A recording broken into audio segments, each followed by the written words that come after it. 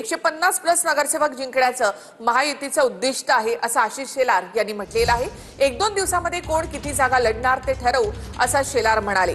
महायुतीच्या बैठकीनंतर आशिष शेलार यांनी ही माहिती दिली। तर नवाब मलिकांच्या नेतृत्वामधील राष्ट्रवादीशी आम्ही युती करू शकत नाही असं शेलार म्हणाले। दरम्यान महायुतीच्या बैठकीला राष्ट्रवादी पक्षाला निमंत्रण सुद्धा देण्यात आलं नाही। तर नवाब मलिक असतील तर युती नाही असं आधीच भाजपनं जाहीर केलेलं होतं। मात्र अजित पवारांकडनं मुंबईमध्ये नवाब मलिक यांच्यावरच पक्षाची जबाबदारी देण्यात आली आहे। त्यामुळे आता महायुतीचं 150+ नगरसेवक जिंकण्याचं उद्दिष्ट आहे। मात्र ते भाजप आणि शिंदेची शिवसेना यांच्यामध्ये असणार आहे। नवाब मलिक राष्ट्रवादीचं मुंबईत नेतृत्व करत असल्यानं दादांच्या राष्ट्रवादी बरोबर जाणार नसल्याचं भाजपनं स्पष्ट केलंय। महायुतीच्या बैठकीनंतर भाजप आणि शिंदेची शिवसेना एकत्र लढणार असल्याचं स्पष्ट झालंय। महायुतीतला तिसरा भिडू म्हणजेच अजित पवारांच्या राष्ट्रवादीला भाजपनं युतीच्या बाहेरचा रस्ता दाखवलाय। महायुतीच्या बैठकीतही शिंदेची शिवसेना आणि भाजपचे नेते उपस्थित होते। या बैठकीचं निमंत्रणही दादांच्या राष्ट्रवादीला नव्हतं। नवाब मलिक राष्ट्रवादी काँग्रेस अजित पवार गटाचं नेतृत्व करून निवडणुकीला येणार आहे ते समोर आलेलं आहे आणि त्यामुळे अशा राष्ट्रवादी बरोबर आम्ही नवाब मलिक यांच्या नेतृत्वाखालील राष्ट्रवादीशी आम्ही युती करू शकत नाही। अमित साटमनी राष्ट्रवादी काँग्रेस पक्षाच्या नेत्यावर बोलत असताना मला वाटतंय थोडी माहिती घ्यावी आणि महायुतीमध्ये मिठाचा खडा पडणार नाही याची काळजी अमित साटम यांनी घ्यावी। महायुती म्हणायचं आणि एकीकडं बैठकांना अजितदादांच्या पक्षाला बोलवायचं नाही। अजितदादाचा पक्ष हा नवाब मलिक चालवतात मुंबईमध्ये। तरी ही महायुती निवडणुकीला सामोरं जाण्याच्या आधीच यांची सगळ्या ठिकाणी तंत्रलेली आहे। राष्ट्रवादी नवाब मलिक यांच्याशिवाय चर्चेला तयार नाहीये अशी सूत्रांची माहिती आहे। भाजप नवाब मलिकांशिवाय चर्चेवर ठाम आहे। महायुतीच्या बैठकीला भाजपकडून शेलार, साटम आणि दरेकर यांची उपस्थिती होती। महायुतीच्या बैठकीला शिंदेच्या शिवसेनेकडून राहुल शेवाळे, प्रकाश सुर्वे आणि सिद्धेश कदम यांची हजेरी होती। मलिकांमुळे महायुती सोबत अजित पवार यांची राष्ट्रवादी लढत नसल्यामुळे विरोधकांनी यावर टीका केली आहे। आम्ही आधीच स्पष्ट केलंय की नवाब मलिक जर का मुंबईमध्ये नेतृत्व करणार असतील तर आम्ही राष्ट्रवादी काँग्रेस सोबत युती करणार नाही। ही भारतीय जनता पार्टीची सुरुवातीपासूनची भूमिका आहे। जोपर्यंत हिंदू मुस्लिम करत नाही तोपर्यंत भारतीय जनता पक्ष जिंकू शकत नाही। नवाब मलिक काय ना फाय काय, तुम्ही त्यांचा पक्ष चालतो आघाडीमध्ये बसायला, त्यांचा पक्ष युतीमध्ये चालतो म्हणजे सत्तेमध्ये चालतो। मतांचं विभाजन करून त्याचा फायदा घेण्याचं त्यांचं प्लॅनिंग आहे। मुंबईमध्ये राष्ट्रवादी काँग्रेस पक्षाची स्पष्ट भूमिका आहे की मुंबईची जबाबदारी नवाब मलिक साहेबांच्या नेतृत्वाखाली राष्ट्रवादी काँग्रेस पार्टी लढेल। कार्यकर्ते त्यांच्याकडे असलेले आमच्याकडे महायुतीचा स्कोप, त्यांच्याकडे असलेल्या कार्यकर्त्याची मोठी फडी, आमच्याकडे असलेल्या कार्यकर्त्याची फडी, जेव्हा कमी जागेत आम्ही एकत्र बसून त्या ठिकाणी निवडणूक लढू शकत नाही। शेवटी कार्यकर्त्याला वाटतं खूप दिवसांनी निवडणूक झाली आहे, 9 वर्षांनी। एकीकडे दादांची राष्ट्रवादी महायुतीतून आऊट झाली असली तरी दुसरीकडे दोन्ही राष्ट्रवादीच्या काही ठिकाणी एकत्र लढण्याच्या चर्चा सुरू झाल्यात। दादांची राष्ट्रवादी आता पालिका निवडणुका महायुतीत लढणार नसल्याचं स्पष्ट झालंय। दादा वेगळे लढणार असल्यानं पिंपरी चिंचवडमध्ये दोन्ही राष्ट्रवादी एकत्र लढण्याच्या हालचाली सुरू झाल्यात। अजित पवारांनी पिंपरी चिंचवडमधील इच्छुकांच्या भेटी आणि मुलाखती घेण्यासही सुरुवात केली आहे। त्या संदर्भात मुख्यमंत्र्यांनी सांगितलेलं तेच फायनल असेल। त्या संदर्भात मी यावेळेस काही करून पिंपरी चिंचवड महानगरपालिका राष्ट्रवादी काँग्रेस पक्षाची आणण्याच्या करता मी माझं सर्वस्व पणाला लावणार। पण निवडणूक तर निवडणुकीच्याच तत्वावर जिंका लागतं किंवा निवडणूक लढावी लागतं। त्यामुळे त्यांना त्यांच्या पक्षाचा पूर्ण अधिकार आहे। त्यांचा निवडणूक कशी लढावी त्यांनी त्यांचा पूर्ण निर्णय घ्यायचा आहे। अजित दादाला राष्ट्रवादीचं वाटतं, आम्हाला भाजपचं वाटतं। त्यामुळं जनता निर्णय करेल पिंपरी चिंचवडची कोणाचा महापौर बनवायचा। माझ्या मुलीचं लग्न असताना ताईंनी शुभेच्छा आणि शुभाशीर्वाद देण्यासाठी माझ्याशी संपर्क साधला असता आगामी महापालिकेच्या निवडणूक संदर्भात त्यांनी चर्चा केली असता आपल्या मताची विभागणी न होता आपण एकत्र लढावे, आपण ग्राउंड लेवलला चर्चा करावी अशी माझ्याशी चर्चा झाली होती. राष्ट्रवादी काँग्रेस पार्टी शरदचंद्र पवार पक्षासाठी राजकीय शत्रू सगळ्यात एक नंबरचा कोण असेल तर तो भारतीय जनता पक्ष आहे. मतविभाजनाचा फायदा हा भारतीय जनता पक्षाला व्हायला नको आणि म्हणून जर हे मतविभाजन टाळायचं असेल तर समविचारी पक्ष असतील किंवा बाकीचे इतर पक्ष असतील भाजप सोडून या सगळ्या पक्षांशी चर्चा करायला काय हरकत आहे. दुसरीकडे पुण्यातही दोन्ही राष्ट्रवादी एकत्र लढण्याच्या हालचाली सुरू झाल्यात. मुंबई महापालिकेमध्ये ठाकरे बंधूंची युती होणार असून काँग्रेस स्वबळावर लढणारे ठाकरे बंधूंच्या युतीच्या घोषणेची तारीख लवकरच जाहीर होणार आहे. संजय राऊत, अनिल परबांनी आज राज ठाकरे यांची भेट घेतली आहे. मुंबई महानगरपालिका निवडणुकीत ठाकरे बंधूंची युती झाली आहे, पण या युतीत काँग्रेस नसणार हे स्पष्ट झालंय.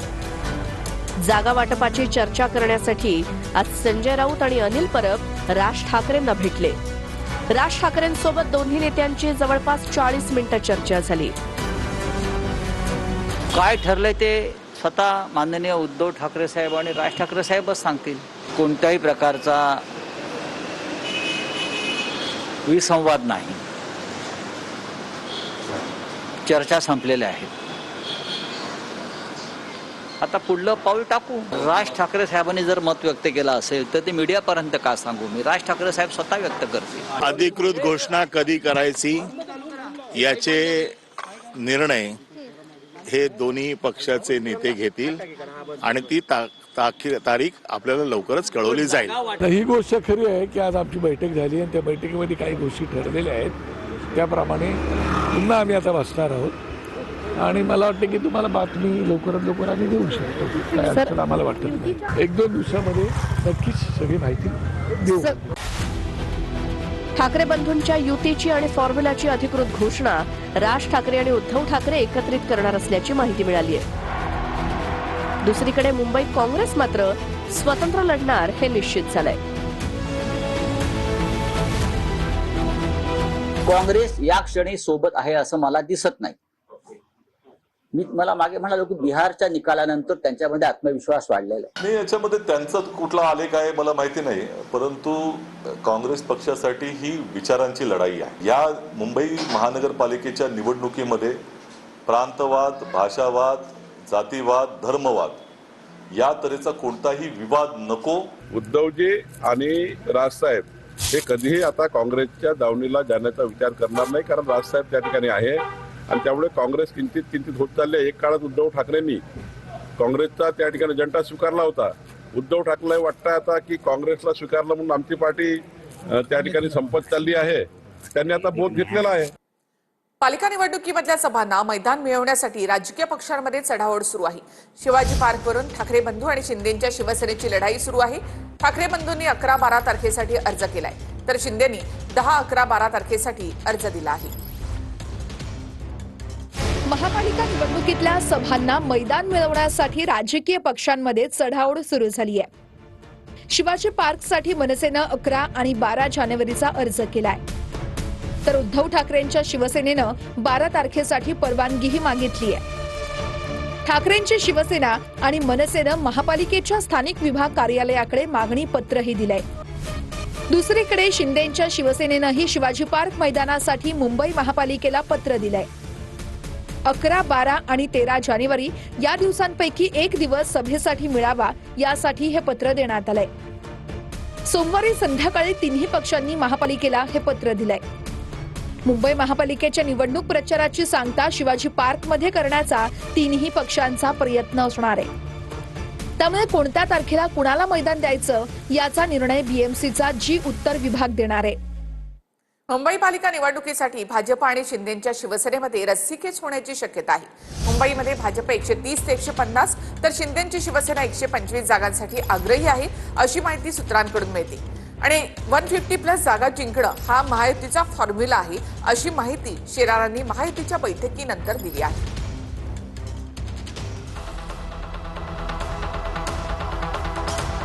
मुंबई महापालिका निवडणुकीसाठी भाजप आणि शिंदेंच्या शिवसेनेत रस्सीखेच होणार आहे. महायुतीच्या बैठकीमध्ये जागांबद्दल तडजोड झाली तर मुंबईमध्ये भाजपचा आणि ठाण्यात शिंदेंच्या शिवसेनेचा महापौर करायचा अशी चर्चा सुरू आहे. मुंबईमध्ये शिंदेंना कमी जागा तर ठाण्यात भाजपला कमी जागा देण्यावर देखील बैठकीत चर्चा झाली. मुंबईत एकत्र तर ठाणे आणि कल्याण डोंबिवलीमध्ये स्वतंत्र लढण्याचाही महायुतीचा प्लॅन आहे. कल्याण डोंबिवलीमध्ये भाजप आणि शिंदेची शिवसेना एकत्र लढली तर जास्त जागा जिंकणाऱ्याचा महापौर होणार अशी चर्चा आहे. मुस्लिम बहुल क्षेत्रामध्ये शिंदेच्या शिवसेनेकडे तगडा उमेदवार असल्यास ती जागा शिंदेच्या शिवसेनेला सोडण्यावरही चर्चा झाली आहे. ज्या जागेवर ज्या पक्षाचा विद्यमान नगरसेवक आहे ती जागा त्याच पक्षाला देण्यात यावी यावर सर्वांचं एकमत झालंय. जागा वाटपाच्या प्रक्रियेतून महायुतीची प्रतिमा मलिन होऊ नये आणि कोणताही वाद बाहेर जाऊ नये यासाठी विशेष खबरदारी घेण्याचा निर्णय घेण्यात आलाय. महायुतीच्या जागावाटपाबाबत गुरुवारी पुन्हा एकदा मॅरेथॉन बैठक पार पडणार आहे. आमचा आकडा 150+ ते करण्यासाठी आम्ही एकत्रित कुठल्या कुठल्या वॉर्डात लढू त्याचा अभ्यास आम्ही केला. त्याबद्दलचा अभ्यास गटही आम्ही निर्माण केला. 1-2 दिवसात त्याचा आकडा फायनल करू. मराठीच असणारा महापौर, मुंबईचा महापौर आम्ही पण यापूर्वीच सांगितलेलं आहे, मुंबईचा महापौर महायुतीचा मराठी महापौर असणार. मुंबईची जनता ही महायुतीचीच पाठीशी आणि महायुतीलाच महापौर बसवण्याकरता त्या आशीर्वादाने सहकार्य करतात. मुंबईमधील अजित पवारांच्या राष्ट्रवादीच्या बैठकीला नवाब मलिक दाखल झालेत. नवाब मलिक एएमसीचे राष्ट्रवादीचे निवडणूक निर्णय समिती प्रमुख आहेत. बैठकीला शिवाजीराव नलावडे, जिशान सिद्दीकी, संतोष धुवाळी, संजय तटकरे, सना मलिक उपस्थित आहेत. मलिकांच्या उपस्थितीमध्ये मुंबई महापालिका निवडणुकीच्या संदर्भात महत्वाची बैठक पार पडते. आणि महत्वाची बातमी, राज्याचे क्रीडा मंत्री माणिकराव कोकाटे पुन्हा एकदा अडचणीत आलेले आहेत. कोकाटेंना 2 वर्ष आणि 50,000 रुपयांच्या दंडाची शिक्षा कायम ठेवण्यात आली आहे. प्रथम वर्ग न्यायालयानं दिलेली शिक्षा ही सेशन कोर्टाकडनं कायम ठेवण्यात आली आहे.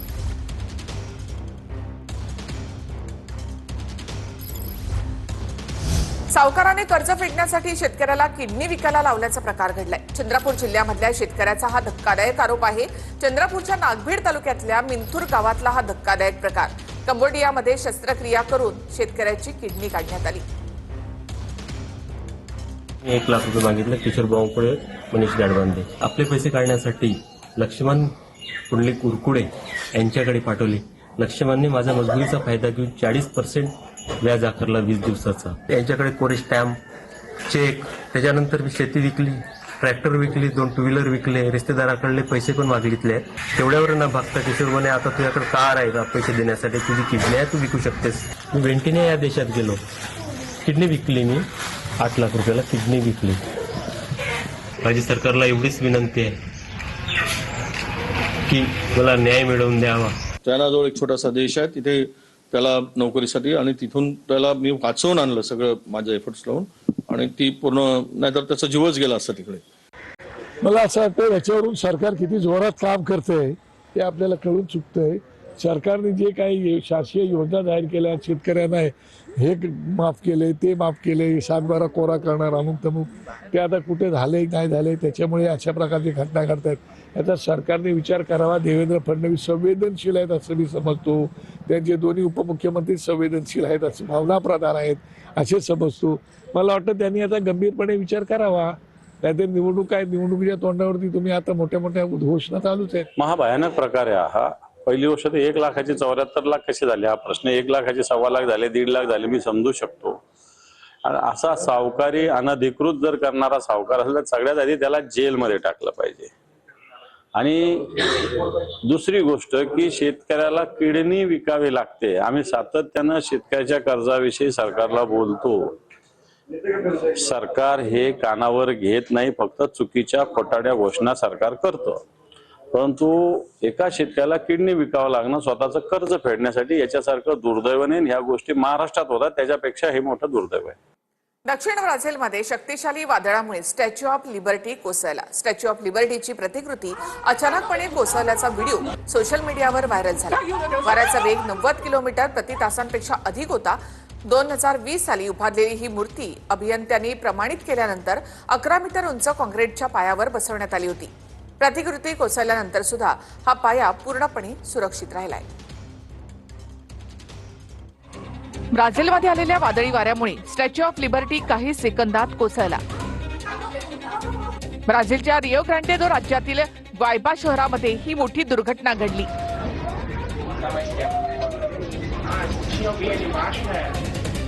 ही घटना घडतानाचा एक व्हिडिओ सोशल मीडियावर मोठ्या प्रमाणात व्हायरल होत आहे.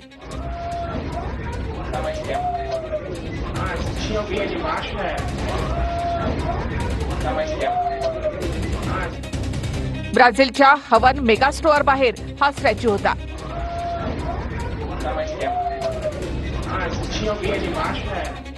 या घटनेमध्ये कोणतीही जीवितहानी झाली नसल्याची माहिती आता समोर आली आहे. हवन मेगा स्टोअरच्या बाहेर स्टॅच्यू ऑफ लिबर्टीची 24 मीटर उंचीची प्रतिकृती होती. मात्र दक्षिण ब्राझीलमध्ये शक्तिशाली वादळ आल्यामुळे ही घटना घडली तेव्हा तेथील वाऱ्यानं 80 किलोमीटर ताशी वेग ओलांडला होता.